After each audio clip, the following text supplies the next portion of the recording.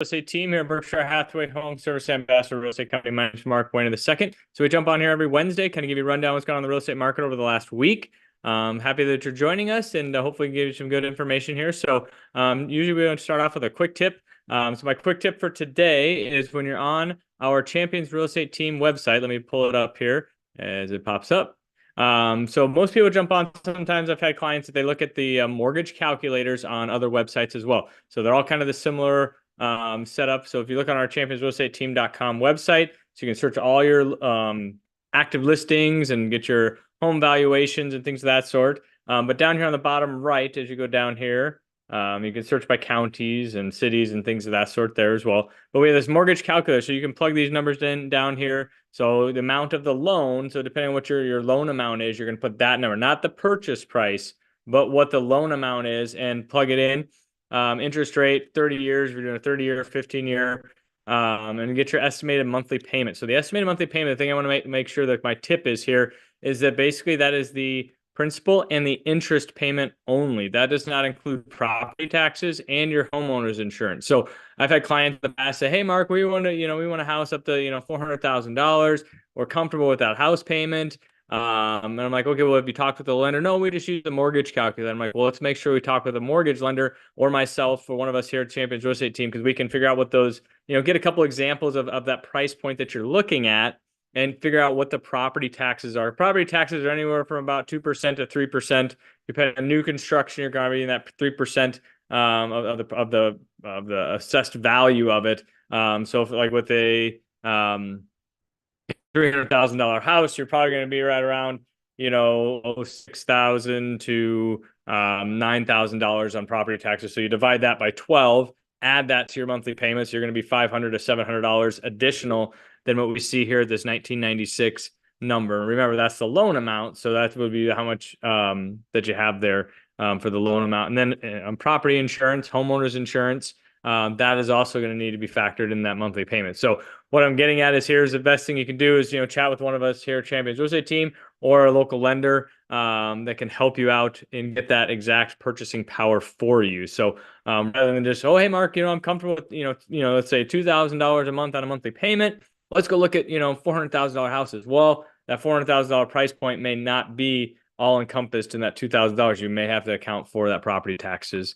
and homeowners insurance in there as well. So those are some things I just want to get you to, make you aware of when you're out there kind of starting that process. So, with any of my home buyers, I'd love to get a consultation, just kind of a coaching session, an education session with you via jump on Zoom. We can meet for lunch, meet at the office and get a good rundown of what's going on in the home buying process. Because there's a lot of moving parts in there. And that's what we do here is, we have a fiduciary responsibility to do what's in your best interest and get you, set up and on a game plan. And then, so you can get into that home ownership aspect of it. So just food for thought when you're using those mortgage calculators. That's just the principal and interest payment. That is not the home, and that is not all your mortgage payment. So make sure you're aware of that. So let's jump in and see what's going on in the real estate market from the numbers side of it here. But let me share that graphic we usually use.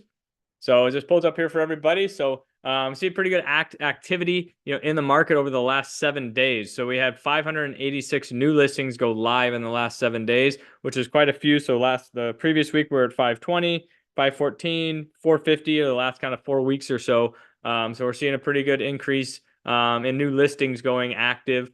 But what we're also seeing is, if you see that next number there, 523, that's new contracts written. So basically we had 580, 86 new houses come on the market, but we also had 523 go off the market. So it's kind of one in, one out. And so last week we had 520 homes that went on the market. That basically just took care of last week's inventory that came on the market. So, when you look at what the market's doing, still very active. No interest rates. I was talking to Russ Williams this morning. Interest rates have kind of ticked up a little bit. We're still waiting on some of that economic data and things of that sort, on where we're going to be at as far as inflation and things of that sort, getting that stuff under control. So I think when I last looked, we're about 7 to 7.25 on interest rates. Sold homes 346. That's kind of been steady. That's basically what's indicative of what the market's done over the last, last 45 days. Because on average, it takes about 30 to 45 days to close a home. So yeah, but what we're looking at here is we're still seeing that one in, one out. activity. The home is still or the market is still very active, even though interest rates tick up a little bit. I think people are kind of getting used to, where they're at, getting acclimated to that, in that sense of it. So, I mean, on the 30-year, 40-year average over the last 30 years, the average mortgage rate is about, 6 to 7%. So it's pretty typical, where we're at there. So let's take a look at the 30,000 foot view. I just like to show this next graph, just kind of give a good encompassing view of what's going on out there as well. These numbers don't change overall too much. What we want to look at is that previous graph, because that's showing what's happening in the last 7 days as far as what's coming on, what's going off. But this is a good, 30,000 foot view of what's going on. So we have just under 2,700 homes in the Omaha and Lincoln MLS. So that's basically kind of most of eastern Nebraska here in the larger metropolitan areas. That includes Fremont and things of that sort. Those homes will also sometimes be in there. Breaking that down in the Omaha metro area, we have literally exactly 1,600 homes. I did this, pulled up the numbers about an hour ago, which is kind of crazy. But and out of those 1,600 homes, 647 of them are existing homes, and then 953 are new construction homes. So when you take a look at the population of the Omaha metro area and the Douglas-Sarpy County area, that's not a lot of homes to be out there on the market. And we just looked on that previous graph, we had 586 new homes come on the market, and then 523 go off the market. So those numbers, that 600 isn't a lot out there. So months of inventory, 2.4. What that means is, for those people that don't quite understand it, what that means is if we had no more houses come on the market as of today, we would run out of houses in 2.4 months. That's our supply of inventory. So 0 to 3 inventory is deemed like a seller's market, simple supply and demand. And then when we get to 3 to 6, it's kind of a neutral market. And then we get to 6 and above, that's kind of where we are at in a buyer's market. So when I first got my license 16 years ago, we were at about a 9-month supply of inventory. And that was in 2008. We had the mortgage crisis, the financial crisis come out.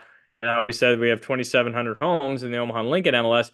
We had 5,500 homes in just the Omaha MLS, not including Lincoln, back in 2008. So you can see, just my 16 years of being in the business, you see that market cycle kind of shift back and forth through there. And so an average sold price up about just under 5% from this time last year at 334 last year. This time it was 319. So you still see great time, buying a house. And all that stuff. So I know, a couple of years ago, you're like, oh my gosh, this is an expensive price for a house. But, buying that house and holding it, I wish, when I bought my very first house for $110,000, a Hearthstone split entry home in 2007, man, I wish I would have bought, a dozen of those things. Now they're selling for $285,000. So you had a $170,000 increase, for almost, less than about about 17 years or so there. So that's a pretty good increase. From an appreciation standpoint, in that regard. So, but so I appreciate everyone jumping on and listening to me here today. If you have questions, comments, follow us, subscribe. All on this is on YouTube. We got on my LinkedIn page, Twitter, all that kind of fun stuff. So if you have questions, comments, shoot them out there. We'll cover them in our videos. I'll reach out to you directly. Because obviously, if you have a question, maybe there's other people out there that have that same question. So we're happy to help. Like I said earlier, if you want to jump on and do a kind of a coaching session, educational session, if you're thinking about buying a house or even thinking about selling a house, that's what our goal is here, is to coach, educate you. That's how my mindset works. I've coached hockey for like 15 years, up until my oldest daughter was born, and obviously priorities change. You got your own kids, and time's precious in that regard. So, but happy to help you. Give me a holler, 402-672-7670. And we'll talk to you guys next week, and enjoy the weather.